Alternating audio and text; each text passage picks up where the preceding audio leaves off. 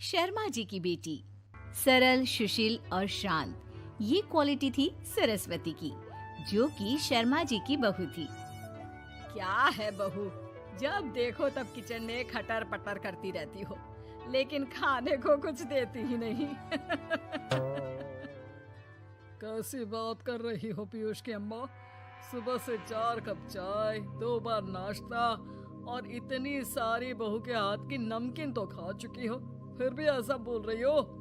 अरे कुछ तो डरो ऊपर वाले से। तभी वहाँ पीयूष आ जाता है। क्या है सरस्वती, इतनी देर लगती है क्या टिफिन बनाने में? एक काम है घर का तुम्हारे पास, वो भी नहीं कर पाती हो वक्त पर। आपका टिफिन टेबल पर रखा है और नाश्ता भी, बाकी का सामान बेड पर रखा है और अब मैं मंदिर जा रही हूँ। सरस्वती मंदिर चली जाती है। उसके जाने के बाद घर में, यार माँ कैसी गवाह लड़के से शादी करा दिया है। मंदिर, पूजा, किचन और सास ससुर के सिवा इसे कुछ दिखता ही नहीं है कि कैसे खुद को स्मार्ट बनाकर रहना होता है, कैसे लोगों से जुड़ना है, बातें करनी है, ऐश करना है। अरे पैसा बचाओ और कुछ आता ही नहीं इस लड़की को। जो क्वालिटी तू गलत तरीके से बता रहा है ना, दरअसल एक अच्छी गृहिणी की वही सारी अच्छाई होती है बेटा। घर को चलाना, समाज में इज्जत दिलाना और घर वालों का ख्याल रखना, और चाहिए ही क्यों? अरे क्यों नहीं चाहिए कुछ और? लड़की ऐसी होती है कि घर आए तो पूरा घर बदल कर रख दे, सभी को खुश रखे। लेकिन बहू के अंदर तो ये सारी क्वालिटी है ही नहीं। अरे खुश तो उन्हें रखा जाता है जो खुश रहना जानते हैं। तुम लोगों को तो कोई खुश नहीं कर सकता। पिताजी, अब आप ही लोग सोचिए, क्योंकि मैं किसी और से शादी करना चाहता हूँ। आप लोगों को बहू के साथ रहना है या मेरे साथ? क्योंकि मैं अब इसके साथ नहीं रह सकता। मैं बहू को नहीं छोड़ सकता। उसके मरते पिता को मैंने वादा किया था कि मैं उसे बेटी बनाकर रखूंगा। तो ठीक है ना माँ, तैयार कर ले अपना सामान, हम दोनों किसी और घर में रहने चलेंगे तेरी नई बहू के साथ। अरे हाँ बेटा, वही ठीक है, लेकिन मैं तेरे पिता के बिना भी तो नहीं रह सकती। तो मेरे बिना रह सकती हो?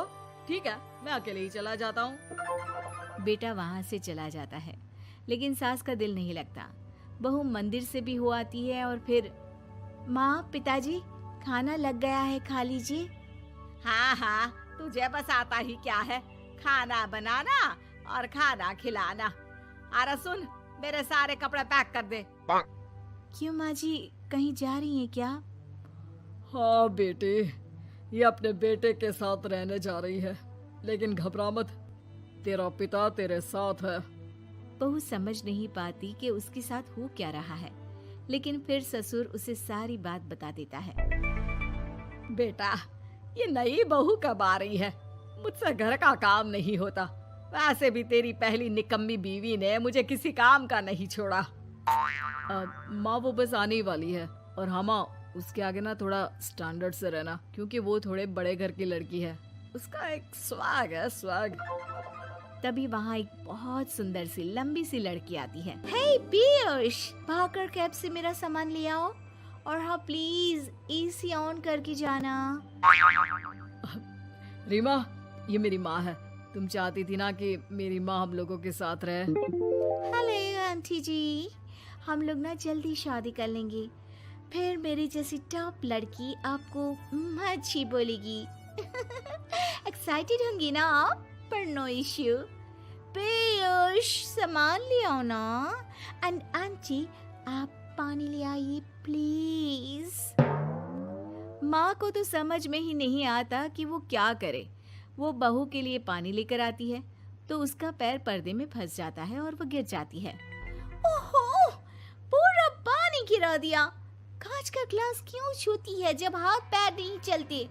कितनी मुश्किल से मैंने और पीयूष ने ये गृहस्थी बनाने की कोशिश की है। अरे पर तो क्या हो गया, एक गिलास ही तो टूटा है।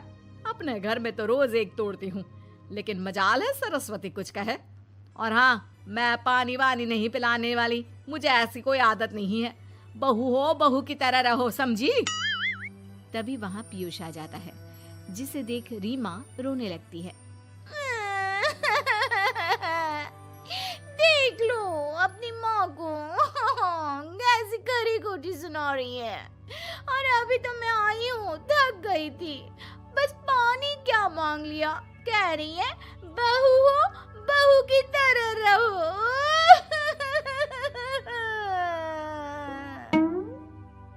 अरे यार माँ, समझा कर लाया था ना कि कैसे रहना है।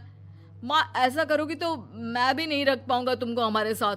वैसे भी आप ये समझो कि रीमा ने खुद कहा था कि माँ को साथ रखना।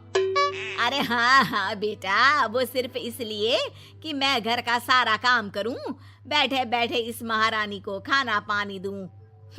वैसे भी मैं जा रही हूँ, मुझे तो इस लड़की की शक्ल भी अच्छी नहीं लग रही। मेरी सरस्वती के आगे तो ये कुछ भी नहीं है। निकलो निकलो यहाँ से। मैंने सोचा था बिना पैसे का नौकर मिल जाएगा, लेकिन नहीं। कुछ लोगों को आदत होती है फ्री की रोटी खाने की। निकलो यहाँ से। पीयूष, धक्के मार कर निकालो इस औरत को यहाँ से। अरे ये कैसी बात बोल रही हो रीमा? ये माँ है मेरी, माना थोड़ी जिद्दी है। अरे वाह बेटा वाह, अभी भी तुझे मेरी ही गलती दिख रही है ना? कोई बात नहीं। माँ वापस घर आ जाती है। बहू, मुझे माफ कर दे बेटा, वो तो शैतान का नानी है।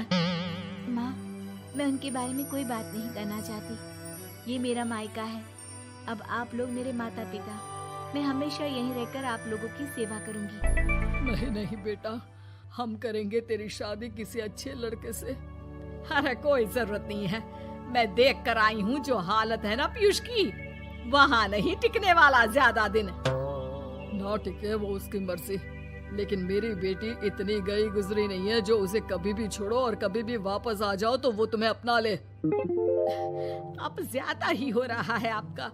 माना मैंने गलत किया बहू के साथ, लेकिन वो उसका पति है। और फिर कहावत है ना, सुबह का भूला शाम को वापस आ जाए तो उसे भूला नहीं कहते। तभी वहाँ पीयूष आ जाता है। माँ, वो भूला आ गया, मुझे माफ कर दो। सरस्वती के जिस गुण को मैं सही नहीं मानता था, दरअसल जीवन को सही तरीके से जीने के लिए वही गुण होने चाहिए। मुझे माफ कर दो सरस्वती, मैं आज के बाद तुम्हें और पापा को छोड़कर कहीं नहीं जाऊंगा। और मुझे भी बेटा। बेटा जहन्नुम में भी जाए तो उसके साथ रहने को तैयार हो जाए, वही तो माँ होती है। मुझे